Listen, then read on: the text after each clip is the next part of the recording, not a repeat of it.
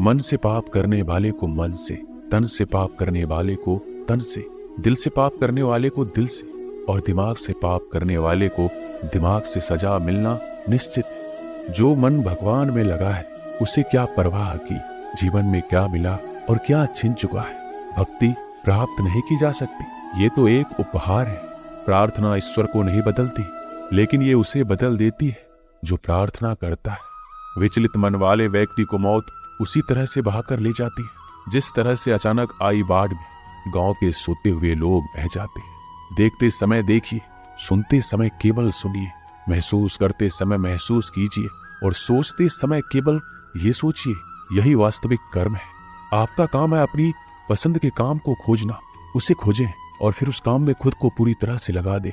यही सफलता का मार्ग है। दुनिया में अधिकांश लोग इसलिए असफल हो जाते हैं क्योंकि विपरीत परिस्थितियां आने पर उनका साहस टूट जाता है और वो भयभीत हो जाते हैं। संसार का नियम है, जिस तरह के विचार हम अस्तित्व को संप्रेषित करते हैं उसी तरह की ऊर्जा अस्तित्व द्वारा हम तक पहुंचती है। ध्यान रहे, विचारों का सकारात्मक होना अनिवार्य है, तभी राह सरल और सुगम होती चली जाएगी। कभी किसी और के लिए जीने का प्रयास मत करो, किसी और की दृष्टि में अच्छा बनने की चेष्टा मत करो। हम अकेले आए हैं, अकेले ही जाएंगे। हम जैसा कर्म करेंगे वैसा ही फल पाएंगे। श्री कृष्ण कहते हैं, जो बीत गया उसे भूल जाओ, जो कर रहे हो उस पर विश्वास रखो, जो होगा उसकी चिंता छोड़ दो। बस तुम्हें मात्र अपने कर्म करने हैं, पुरस्कृत करने का कार्य नियति का है। एक बार भीष्म पितामह ने श्री कृष्ण से पूछा, जल से पतला क्या है, भूमि से भारी कौन है और अग्नि से तेज क्या है, और कौन है जो काजल से काला है। श्री कृष्ण ने मनमोहनी मुस्कान के साथ उत्तर दिया, पितामह, जल से पतला ज्ञान है, भूमि से भारी पाप है, अग्नि से तेज क्रोध है और काजल से काला कलंक है। श्री कृष्ण कहते हैं कि परिस्थितियों से भागो मत, उनके सामने डटकर खड़े रहो, क्योंकि कर्म करना ही मानव जीवन का पहला कर्तव्य है। हम कर्मों के द्वारा ही परेशानियों से जीत सकते हैं। दुनिया नहीं जानती है हम सभी का अंत यहीं पर होना है, लेकिन जो लोग इस सत्य को जानते हैं उनके सारे झगड़े एक ही बार में खत्म हो जाते हैं। जब तक आप अपनी समस्याओं एवं कठिनाइयों की वजह दूसरों को मानते हैं, तब तक आप अपनी समस्याएं और कठिनाइयों को मिटा नहीं सकते। आप अपना भविष्य नहीं बदल सकते, लेकिन आप अपनी आदतों को बदल सकते हैं, और निश्चित रूप से अपनी आदतों से आपका भविष्य बदल सकता है। अगर हम परिवर्तन के लिए किसी दूसरे व्यक्ति के आने की उम्मीद करेंगे तो परिवर्तन नहीं आएगा, बल्कि हमें खुद को उससे आगे लाना होगा। जो कुछ भी तुम्हारे भाग्य में लिखा है वो अवश्य ही उचित समय पर तुम्हें मिलेगा। तुम क्यों परेशान होते हो? जो भाग्य में नहीं है वह कभी नहीं मिलेगा। तुम व्यर्थ ही प्रयास कर रहे हो, इसलिए जो मिला है उसे उचित तरीके से बिना फल की कामना किए करो, जन्म सफल होगा। अगर कोई आपका दिल दुखाए तो बुरा मत मानना। कुदरत का नियम है कि जिस पेड़ पर सबसे अधिक मीठे फल होते हैं उसको सबसे अधिक पत्थर पड़ते हैं। जब टूटने लगे हौसला तो बस ये याद रखना, बिना मेहनत के हासिल तख्तो ताज नहीं होते। ढूंढ लेना अंधेरे में ही मंजिल, क्योंकि जुगनू कभी रोशनी के मोहताज नहीं होते। अगर लोग केवल जरूरत पर ही अपनों को याद करते हैं तो बुरा मत मानिए, बल्कि गर्व कीजिए, क्योंकि मोमबत्ती की याद तभी आती है जब अंधेरा होता है। समय और स्थिति कभी भी बदल सकती है, इसलिए कभी भी किसी का अपमान मत करो। माना कि आप शक्तिशाली हैं, पर समय आपसे भी अधिक शक्तिशाली है। कुछ बनना है तो पानी जैसा बनो, जो अपना रास्ता खुद बनाता है, तो दूसरों का भी रास्ता रोक लेता है। सभी व्यक्तियों को सजा से डर लगता है, सभी मौत से डरते हैं। बाकी लोगों को भी अपने जैसा ही समझें, खुद किसी जीव को ना मारे और दूसरों को भी ऐसा करने से मना करें। हम चाहें तो अपने आत्मविश्वास और मेहनत के बल पर अपना भाग्य खुद लिख सकते हैं, और अगर आपको अपना भाग्य लिखना नहीं आता तो परिस्थितियां हमारे भाग्य लिख देती हैं। हर किसी के अंदर अपनी ताकत और अपनी कमजोरी होती है। मछली जंगल में दौड़ नहीं सकती और शेर पानी का राजा नहीं बन सकता, इसलिए अहमियत सभी को देनी चाहिए। श्री कृष्ण कहते हैं, कर्म पर तुम्हारा अधिकार है, लेकिन कर्म के फलों में कभी नहीं। इसलिए कर्म को फल के लिए मत करो और ना ही काम करने में तुम्हारी आसक्ति हो। क्रोध से मनुष्य की मति मारी जाती है, जिससे स्मृति भ्रमित हो जाती है।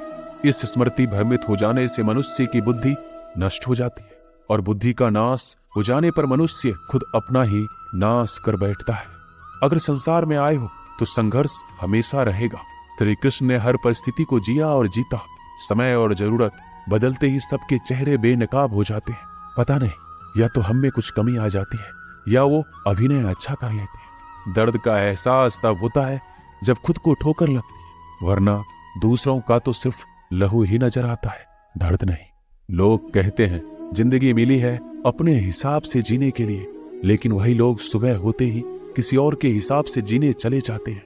यदि आप समस्या का हल निकाल सकते हैं तो फिर चिंता क्यों करनी, और यदि समस्या का कोई समाधान नहीं है तो फिर चिंता क्यों करनी। जो व्यक्ति बहुत ज्यादा बोलते रहते हैं वो कुछ सीख नहीं पाते। समझदार व्यक्ति वही कहलाता है जो कि धीरज रखने वाला, क्रोधित ना होने वाला और निडर होता है। अगर व्यक्ति से कोई गलती हो जाती है तो कोशिश करें कि उसे दोहराए नहीं, उसमें आनंद ढूंढने की कोशिश ना करें, क्योंकि बुराई में डूबे रहना दुख को न्योता देता है।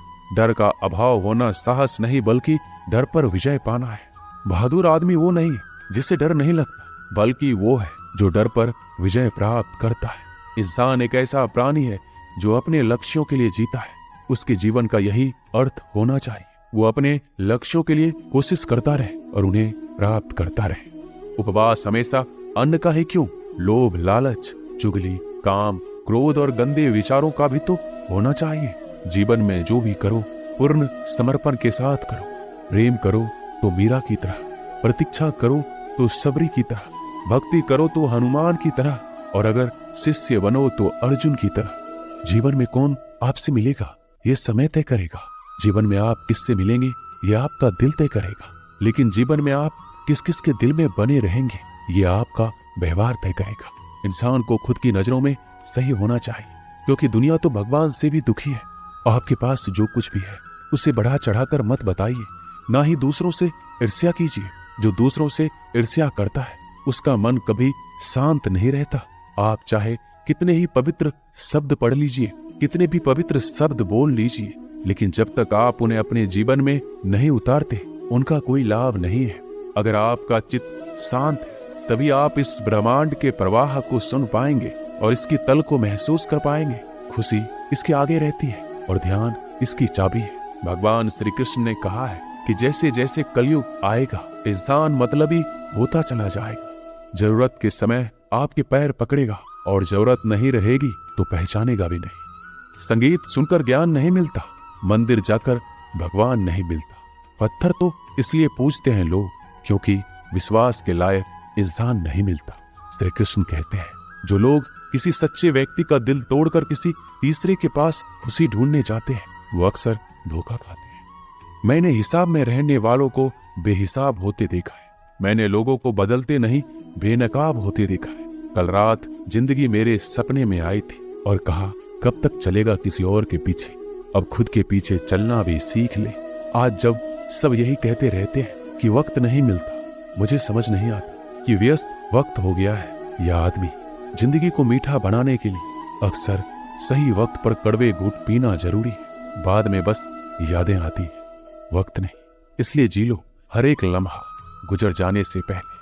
कुछ इस तरह मैंने अपनी जिंदगी आसान बना ली, किसी को माफ कर दिया और किसी से माफी मांग ली। जीवन में सुख दुख आते हैं और चले जाते हैं, लेकिन इसी आने जाने के बीच में कहीं एक ऐसा सुख होता है जो कभी नहीं आता और कोई एक ऐसा दुख होता है जो कभी नहीं जाता। जो पिता के पैरों को छूता है वो कभी गरीब नहीं होता। जो माँ के पैरों को छूता है वह कभी बदनसीब नहीं होता।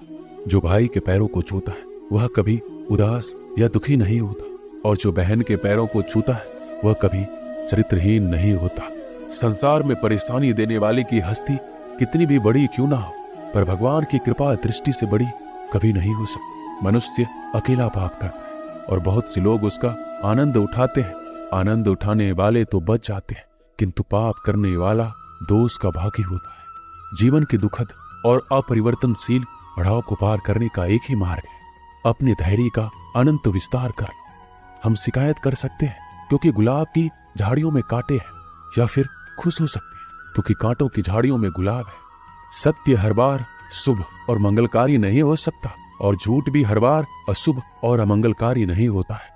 भगवान श्री कृष्ण ने अपने जीवन में ये सीख सबको दी कि झूठ और सत्य का निर्धारण कभी इस बात से नहीं होता कि आपने क्या कहा, अपितु इस बात से होता है कि आपने क्यों कहा। सुख और दुख अपने नसीब से मिलता है, अमीरी गरीबी से इसका कोई लेना देना नहीं। रोने वाले महलों में भी रोते हैं और किस्मत में खुशी हो तो झोपड़ी में भी हंसी गूंजती है। विश्वास में वो शक्ति है जिससे उजड़ी हुई दुनिया में प्रकाश लाया जा सकता है। विश्वास पत्थर को भगवान बना सकता है और अविश्वास भगवान के बनाए इंसान को पत्थर दिल बना सकता है। किसी की यादों में घुट घुट कर मरने से अच्छा है कि आप अपनी ताकत को अपने लक्ष्य पर लगाओ और इतने सफल बन जाओ कि एक दिन आपको छोड़ने वाला पछताने लगे।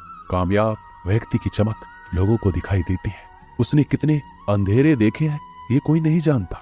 यदि सपने सच नहीं हो रहे हैं तो रास्ते बदलो, सिद्धांत नहीं, क्योंकि पेड़ हमेशा पत्तियां बदलते हैं, जड़ें नहीं। कोई भी व्यक्ति सिर मुड़ाने से या फिर उसके परिवार से या फिर उसकी जाति में जन्म लेने से संत नहीं बनता। जिस व्यक्ति में सच्चाई और विवेक होता है वही धन्य है, वही संत है। दर्द तो तय है, यह आपके हाथों में नहीं है। हाँ, दुखी होना या ना होना वो आपके हाथ में अवश्य है।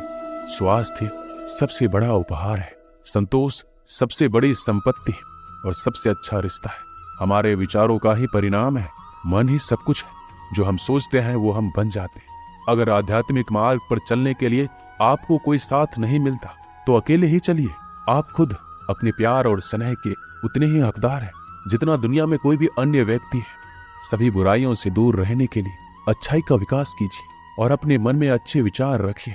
एक वफादार, प्रतिष्ठित और धनी व्यक्ति जो भी जगह चुनता है वहां उसका सम्मान किया जाता है। बीता हुआ समय बीत चुका है और भविष्य अभी दूर है। वर्तमान ही वो समय है जिसमें आप जी सकते हैं। मौन रहना बहुत अच्छी बात है, लेकिन ऐसा मौन किस काम का जो आपके अस्तित्व को ही खत्म कर दे। मौन आपकी ताकत भी है और कमजोरी भी। बस आपको ये पता होना चाहिए कि कब आपको मौन रहना है और कब नहीं। जहां उम्मीद नहीं होती वहां तकलीफ की कोई गुंजाइश भी नहीं होती। हर कोई परेशान है मेरे ज्यादा बोलने से और मैं परेशान हूं अपने अंदर की खामोशी से। अच्छे कर्म अच्छे ही फल देते हैं। वो जो अपने परिवार से अत्यधिक जुड़ा है उसे भय और चिंता का सामना करना पड़ता है, क्योंकि सभी दुखों की जड़ लगाव है। इसलिए खुश रहने के लिए लगाव छोड़ देना चाहिए। वो जो हमारे चिंतन में रहता है वो करीब है, भले ही वास्तविकता में बहुत दूर क्यों ना हो, लेकिन जो हमारे हृदय में नहीं वो करीब होते हुए भी बहुत दूर होता है। जिसका ज्ञान बस किताबों तक सीमित है और जिसका धन दूसरों के कब्जे में है वो जरूरत पर ना अपना ज्ञान प्रयोग कर सकता है ना ही धन। जो लोग परमात्मा तक पहुंचना चाहते हैं उन्हें वाणी, मन, इंद्रियों की पवित्रता और एक दयालु हृदय की आवश्यकता होती है। लोगों को अपने सपने मत बताओ, बस उन्हें पूरा करके दिखाओ, क्योंकि लोग सुनना कम और देखना ज्यादा पसंद करते हैं। विश्वास में वो शक्ति है जिससे उजड़ी हुई दुनिया में प्रकाश लाया जा सकता है। विश्वास पत्थर को भगवान बना सकता है और अविश्वास पूरी दुनिया को आपके खिलाफ कर सकता है। भक्ति की डोरी दिखती तो नहीं है पर मजबूत इतनी होती है कि परमात्मा तक को भी बांध सकती है। तुम्हारी सबसे बड़ी दौलत तुम्हारा वक्त है, जिसे भी दे रहे हो बहुत सोच समझ कर देना। दीपक का जीवन इसलिए वंदनीय नहीं है कि वह जलता है, अपितु इसलिए वंदनीय है क्योंकि वह दूसरों के लिए चलता है, दूसरों से नहीं जलता। दृढ़ इच्छा शक्ति वो शास्त्र है जिसके साथ तुम्हारे ज्ञान और क्षमता में आश्चर्यजनक परिवर्तन आता है। अपमान प्रेम की गरिमा को भंग करता है। तुमसे प्रेम करने वाला कभी भी तुम्हारा अपमान नहीं कर सकता। जिनके लिए आप महत्वपूर्ण होंगे उनके पास आपसे जुड़े रहने के लिए कई बहाने होंगे, और जिनके लिए आप महत्वपूर्ण नहीं है वो आपसे दूर जाने की हजार वजह खोज लेंगे।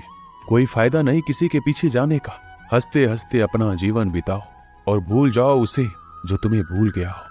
यदि कोई आपको अच्छा लगता है तो अच्छा वो नहीं, अच्छे आप हैं, क्योंकि उसमें अच्छाई देखने वाली नजर आपके पास है। एक बार एक मूर्तिकार अपनी छीनी और हथौड़ी से एक पत्थर को भगवान की मूर्ति का आकार देने का प्रयास कर रहा था। जैसे वह छीनी पर अपना हथौड़ा चलाता वह पत्थर चिल्लाने लगता और कहने लगता, ये क्या कर रहे हो?